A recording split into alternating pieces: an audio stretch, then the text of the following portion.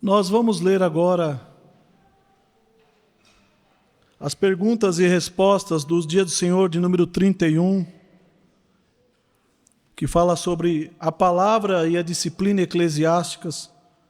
Perguntas e respostas de número 83, 84 e 85.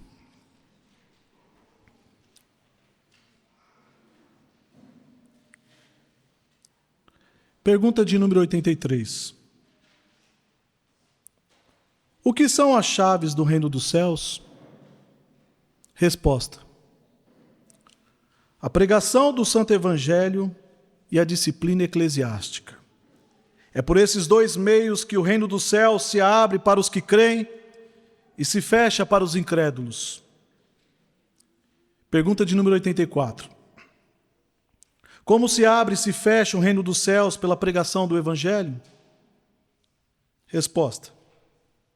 De acordo com o mandamento de Cristo, o reino dos céus se abre quando se proclama e se testifica publicamente a todo crente, individual ou coletivamente, que Deus de fato perdoou todos os seus pecados por causa dos méritos de Cristo, sempre que aceitam a promessa do Evangelho com fé verdadeira.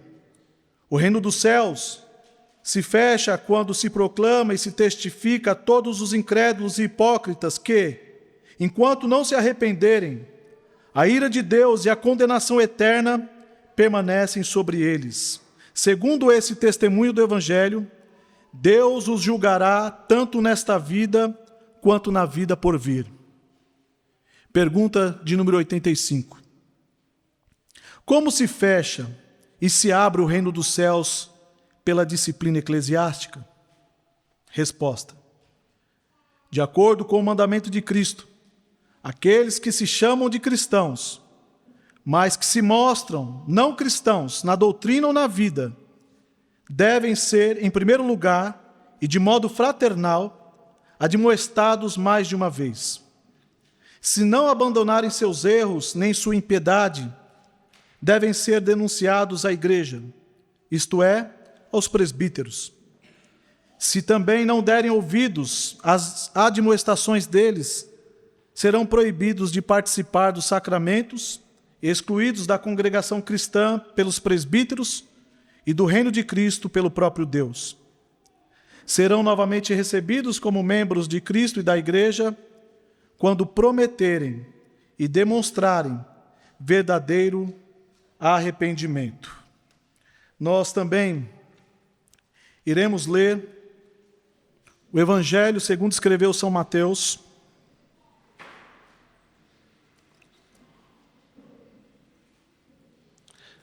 capítulo 18,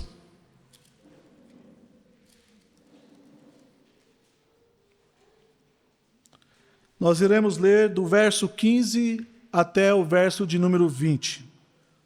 Evangelho segundo escreveu São Mateus, capítulo 18, versículo de número 15 até o versículo de número 20. Assim diz: se teu irmão pecar contra ti, vai arguí-lo entre ti e ele só. Se ele te ouvir, ganhaste a teu irmão. Se, porém, não te ouvir, toma ainda contigo uma ou duas pessoas, para que, pelo depoimento de 2 ou 3 testemunhas, toda palavra se estabeleça. E se ele não os atender, dize-o à igreja, e se recusar ouvir também a igreja, considera-o como gentio e publicano. Em verdade vos digo que tudo o que ligardes na terra terá sido ligado nos céus, e tudo o que desligardes na terra terá sido desligado nos céus. Em verdade também vos digo que se 2 dentre vós sobre a terra concordarem a respeito de qualquer coisa que, porventura, pedirem, ser-lhe-ás concedida por meu Pai, que está nos céus. Porque onde estiverem 2 ou 3 reunidos em meu nome, ali estou no meio deles. Mas abra também novamente no Evangelho segundo escreveu São João, só que agora no capítulo de número 20.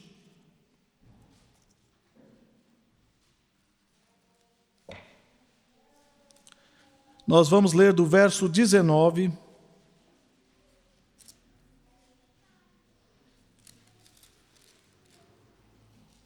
até o verso de número 23. Evangelho de João,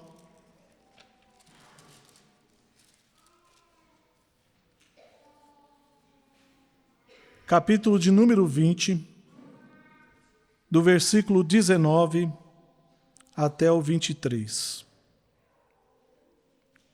Diz assim: Ao cair da tarde daquele dia, o primeiro dia da semana, trancada as portas da casa onde estavam os discípulos com medo dos judeus, veio Jesus, pôs-se no meio e disse-lhes: Paz seja convosco.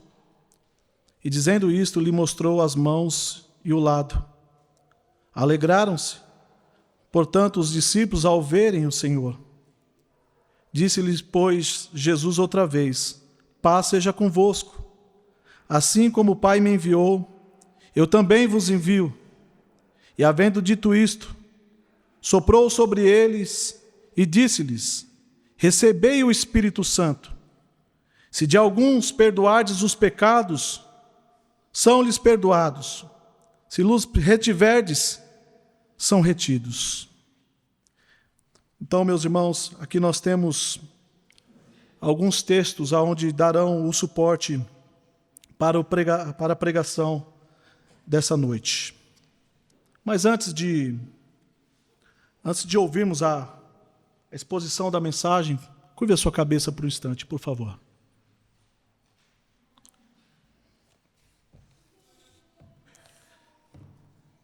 Senhor Deus Todo-Poderoso, nós estamos diante da Tua santa e inerrante palavra e queremos pedir a Ti, ó Pai, que o Senhor possa nos ajudar para poder ouvir e entender aquilo que o Senhor quer ensinar a nós. Nós somos gratos a Ti pela preservação destes livros, pois neste livro contém palavras de vida eterna e que possamos ser diligentes em cumprir após a ouvir aquilo que nós aprenderemos de Ti, Pai. Que o Teu Santo Espírito opere poderosamente em nossos corações nesta noite, pois sabemos que a Tua palavra ela jamais volta vazia. Que possamos, ó Pai, ouvir a Tua voz ressoar neste lugar, por meio da exposição, por meio da pregação do Santo Evangelho. Nós contamos com Teu auxílio, Senhor, e que o Senhor dê o crescimento a toda a igreja de Campinas. Assim, nós oramos a Ti e nós novamente Te agradecemos em nome de Jesus. Amém.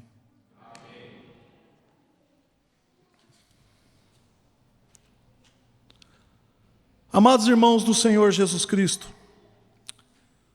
o assunto do domingo 31 é a chave do reino dos céus.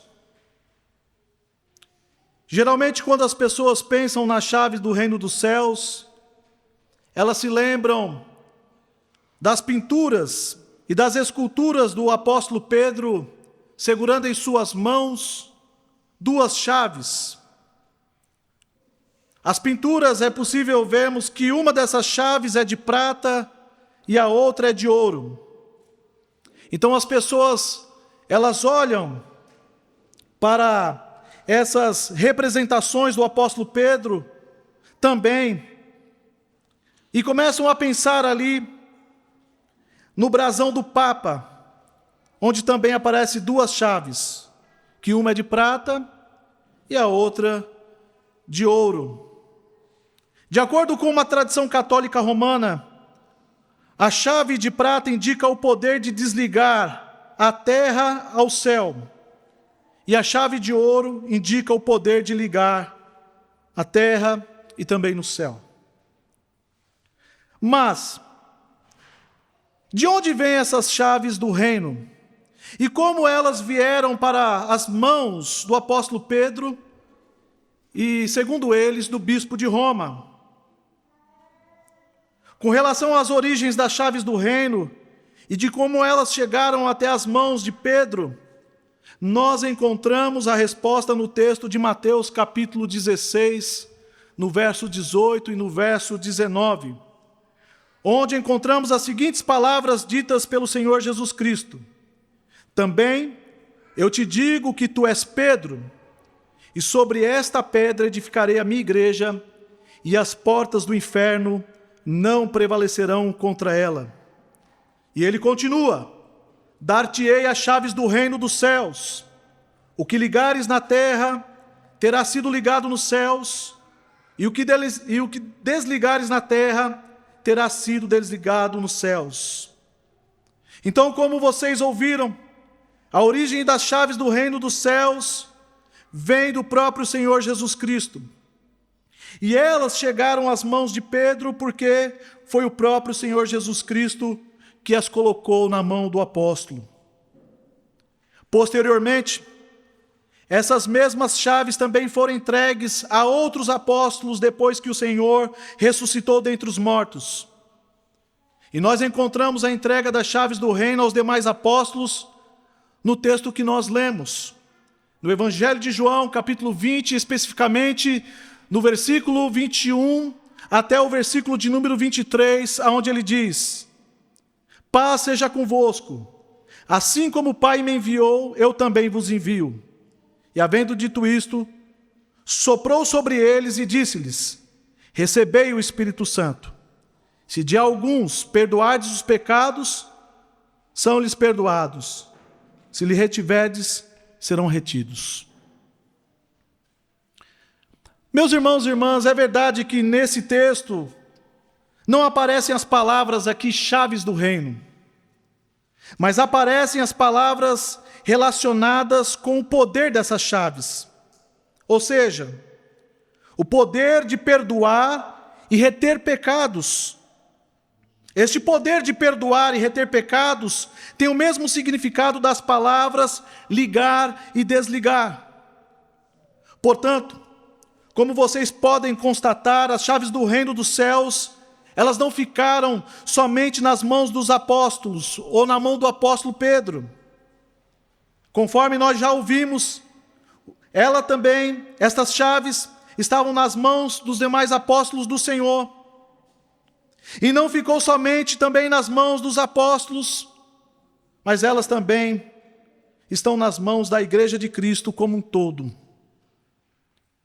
Nós podemos ver isso no texto de Mateus capítulo 18, do versículo 15 ao versículo 18, que diz: se teu irmão pecar contra ti, vai arguí-lo entre ti e ele só.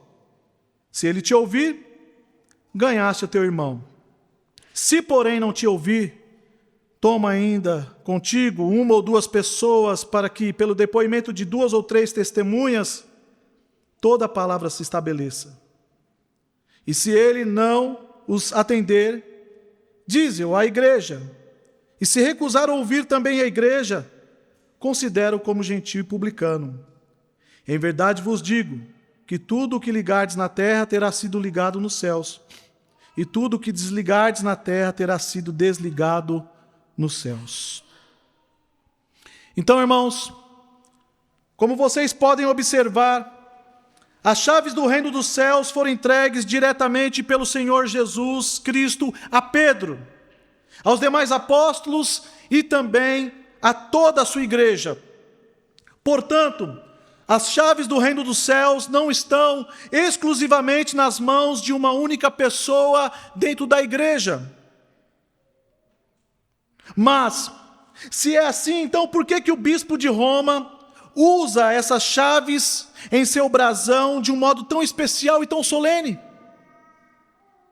A resposta é que o bispo de Roma se intitula o sucessor do apóstolo Pedro. E se Pedro tinha as chaves do reino, então o sucessor de Pedro também as possui. Esta é a lógica da igreja romana a respeito do seu bispo. O que acontece, irmãos, é que nós podemos ver biblicamente que as chaves do reino dos céus foram dadas a Pedro, aos apóstolos e a toda a igreja cristã. Mas não é possível acharmos nenhuma base bíblica para que as chaves do reino estejam exclusivamente nas mãos de um homem mortal, pecador, nas mãos do Papa. O único fundamento que a igreja de Roma possui para defender essa ideia é a chamada tradição apostólica que ela afirma transportar ao longo dos séculos. Porém, ninguém pode provar que essa doutrina católica romana vem da era apostólica, pois é impossível acharmos e acreditarmos em outra tradição apostólica além da Bíblia, tomando como base apenas as informações da igreja latina ou da igreja grega. Não existe essa tão famosa tradição apostólica extra-bíblica, pois o que nós encontramos ao longo dos séculos da história da igreja é uma série interminável de acréscimos e mais acréscimos de decisões episcopais. Hoje, a famosa tradição apostólica das igrejas de Roma e também da igreja grega é, na verdade, uma tradição episcopal desenvolvida ao longo do tempo. Desta forma, irmãos, ao invés de confiarmos nessa tal de tradição apostólica das igrejas latina e grega, é melhor ficarmos com a palavra do Senhor. A Bíblia é a palavra de Deus e ela é inerrante. A Bíblia nos ensina claramente que a chave do reino dos céus ficaram com toda a igreja de Jesus Cristo. E hoje em dia nós não temos mais apóstolos para liderar ou presidir o uso dessas chaves. O que nós temos agora são os presbíteros.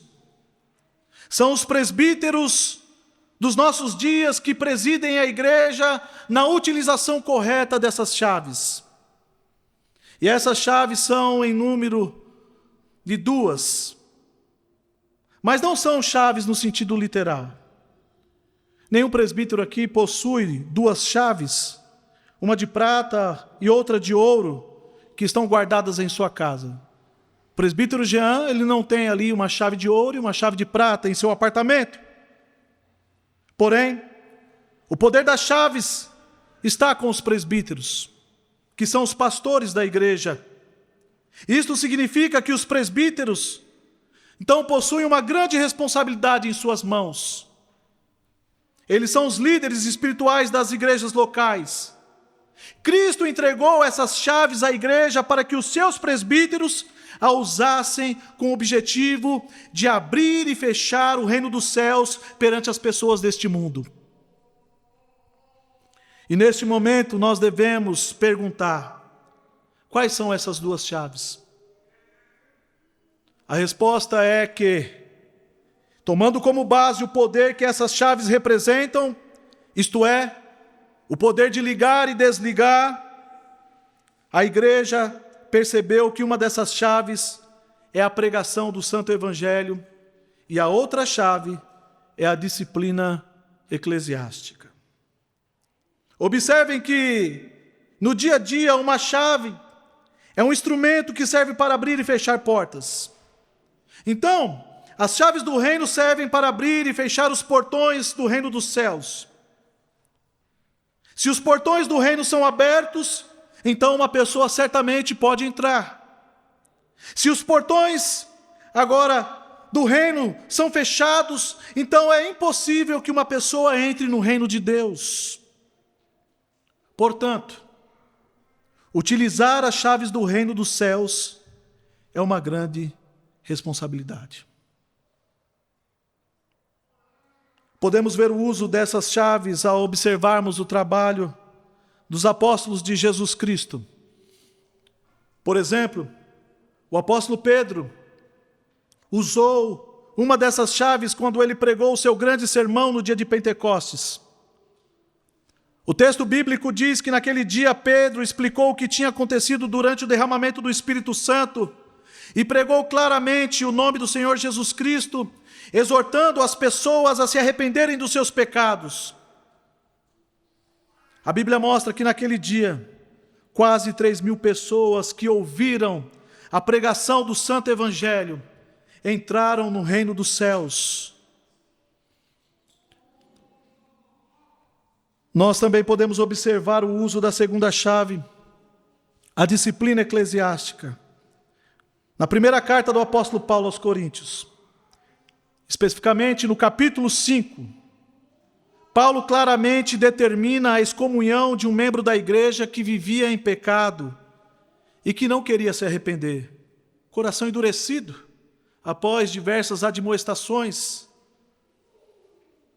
Neste capítulo, nós encontramos as seguintes palavras do apóstolo: eu, na verdade, ainda que ausente em pessoa, mas presente em espírito, já sentenciei, como se estivesse presente, que o autor de tal infâmia seja, em nome do Senhor Jesus, reunido vós e o meu espírito, com o poder de Jesus, nosso Senhor, entregue a Satanás para a destruição da carne, a fim de que o espírito seja salvo no dia do Senhor Jesus.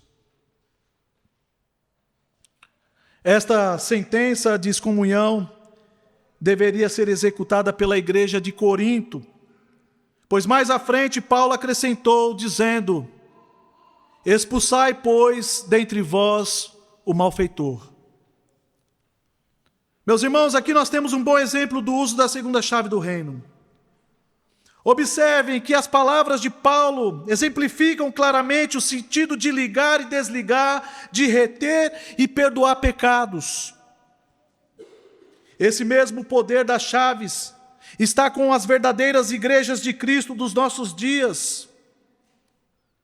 Todas as vezes que o ministro da palavra, que também é um presbítero, prega o evangelho, então os portões do reino do céu se abrem e se fecham diante dos pecadores.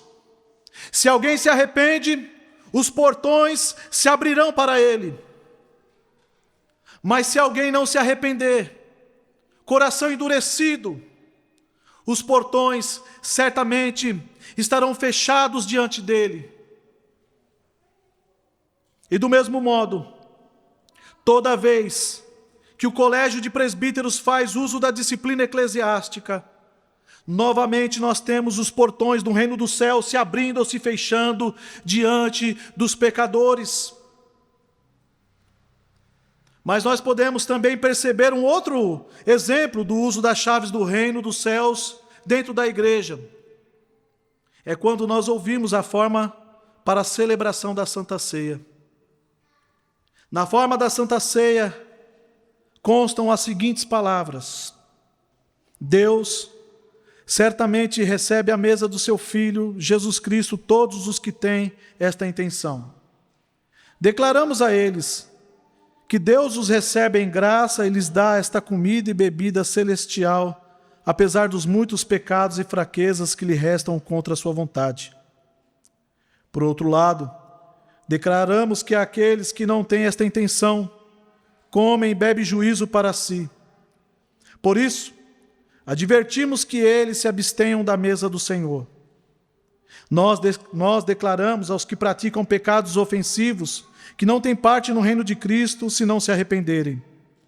Ofensivos consideramos os seguintes pecados: servir a ídolos ou invocar santos falecidos, prestar homenagem a imagens, dar crenças à feitiçaria ou bruxaria, desprezar a Deus, a sua palavra e os sacramentos, brigar, ser desobediente aos seus pais e superiores, viver em ódio e inveja, adulterar, embriagar-se, roubar, em geral, viver uma vida dominada por pecados contra Deus e os homens.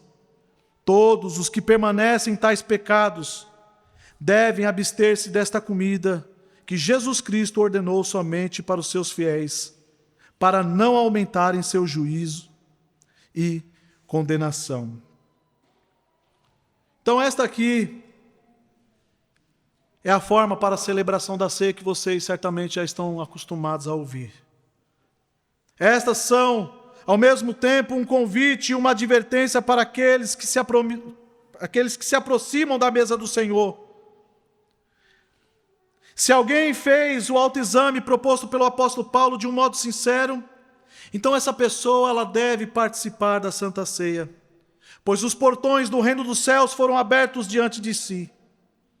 Entretanto, se uma pessoa continua presa a uma vida de pecado, sem arrependimento, então a ceia está fechada para essa pessoa. E os presbíteros são responsáveis pela preservação da aliança da salvação.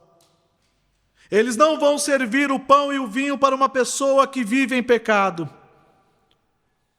Quando os presbíteros fazem isso, eles estão usando o poder das chaves do reino dos céus que Cristo deu à sua igreja. Irmãos, exercer o poder das chaves é uma coisa muito séria. Jesus disse que tudo aquilo que ligarmos ou desligarmos aqui na terra também será ligado ou desligado nos céus. Isto significa que o poder das chaves, que é executada pelos presbíteros, é confirmada pelo Senhor Jesus Cristo lá nos céus.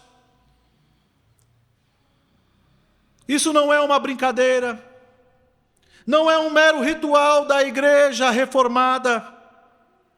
Foi o que Cristo ordenou para que a igreja fizesse, e fizesse isso por intermédio de seus oficiais.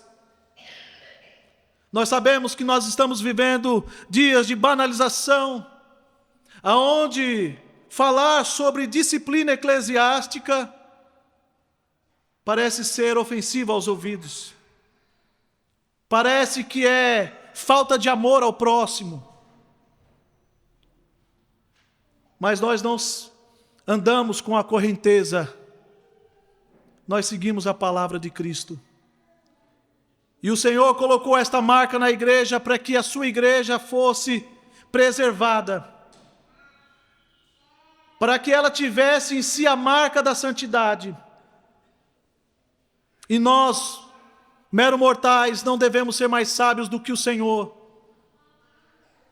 pensando, talvez se a gente não fizer a disciplina eclesiástica, talvez a igreja fique mais cheia. Talvez seria melhor fazer vista grossa. Talvez, se a gente for corrigir, é capaz de espanar e a pessoa sair da igreja. Só que quando nós não fazemos isso, e a pessoa continua incorrigível, os problemas permanecem.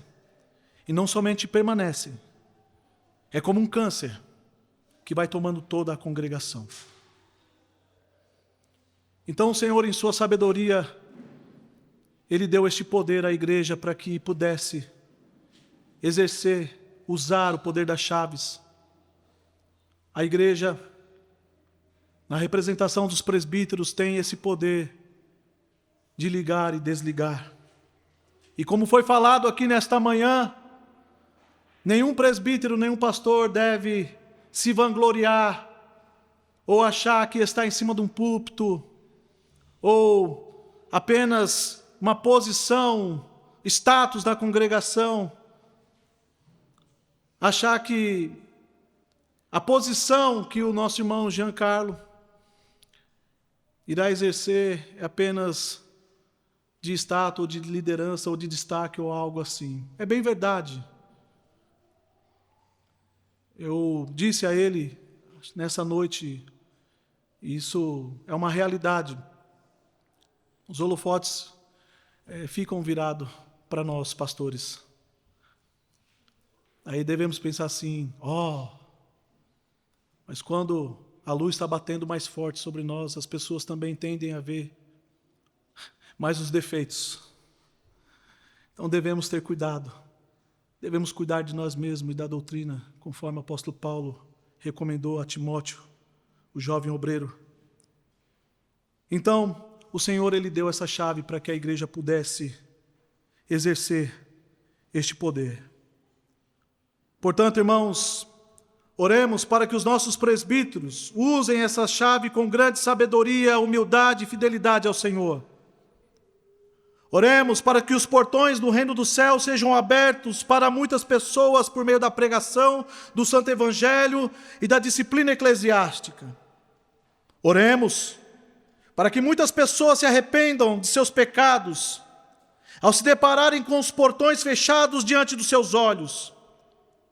Que eles roguem a Deus por arrependimento, que eles peçam a Jesus Cristo por sua salvação e que eles orem ao Senhor para que os portões do reino de Deus sejam novamente abertos diante deles. Que o Senhor nos abençoe. Amém.